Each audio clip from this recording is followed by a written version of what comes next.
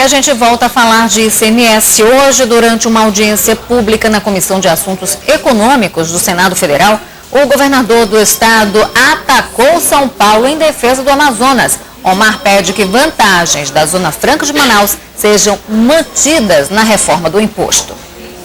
Não é uma guerra entre estados e entre povos, nada contra a população do estado de São Paulo. Mas tudo isso que algumas pessoas tentam dizer que nós temos de benefício, nós somos apenas 1,6 do PIB brasileiro. 1,6 numa região de 1,5 milhão de quilômetros quadrados, onde tem brasileiros e brasileiras vivendo. É muito pouco.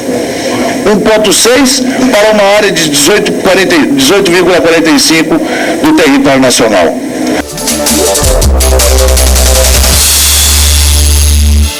E esse é um assunto para você, Newton Corrêa, boa noite. O Marazes pegou aí pesado, como a gente viu, e não poupou, Newton, Geraldo Alckmin, que estava ali ao lado todo desconfiado, né? Exatamente, foi um discurso, eu diria até kamikaze, já que o poder de São Paulo no Congresso Nacional é muito forte, justamente no começo da tramitação dessa matéria da reforma do ICMS. Agora, essa fala do governador Marazes é uma reação ao secretário da Fazenda de São Paulo, André Calab, que na semana passada questionou a renúncia fiscal do estado do Amazonas, da União com o Amazonas, em torno de 20 bilhões, na fala dele, para beneficiar apenas a abertura de 100 mil empregos. E Omar exatamente atacou esse ponto em seu discurso, mostrando que há renúncia, mas que o estado do Amazonas também recolhe tributos para a União. Verdade, Newton, a gente até entende, né, esse discurso inflamado do Omar, porque caso essa proposta de unificação do ICMS seja aceita, isso deve gerar aí uma perda de mais de 70%, quase 80% na arrecadação aqui do nosso estado.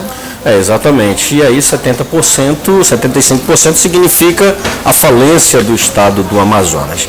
E foi um dos pontos em que ele atacou durante a reunião de hoje, mostrando que, na verdade, quem mais se beneficia com os incentivos ou com renúncia fiscal é o estado do Amazonas. Agora tem um detalhe hoje nesse discurso de Omar Aziz na Comissão de Assuntos Econômicos do Senado, é que ele não falou distante do governador de São Paulo. O governador de São Paulo, Geraldo Alckmin, estava do lado dele.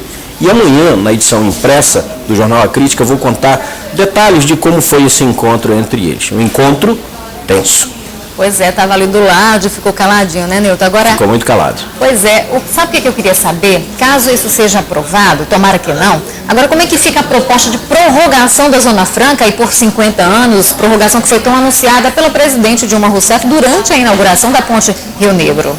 Exatamente, parece uma contradição aí. Por um lado, o Senado discutindo a reforma do ICMS, que pode acabar com a Zona Franca de Manaus, do jeito que o Estado de São Paulo quer, e na Câmara dos Deputados hoje se discutindo aí, instalando a comissão que vai analisar a prorrogação da Zona Franca de Manaus por mais 50 anos na proposta feita pelo Executivo em 2011. Agora, essa também foi uma discussão da Comissão de Assuntos Econômicos do Senado. O que os senadores e os governadores discutiram é que assuntos afins, por exemplo, prorrogação da Zona Franca, reforma do ICMS, poderiam ser discutidos num só bolo e não separadamente.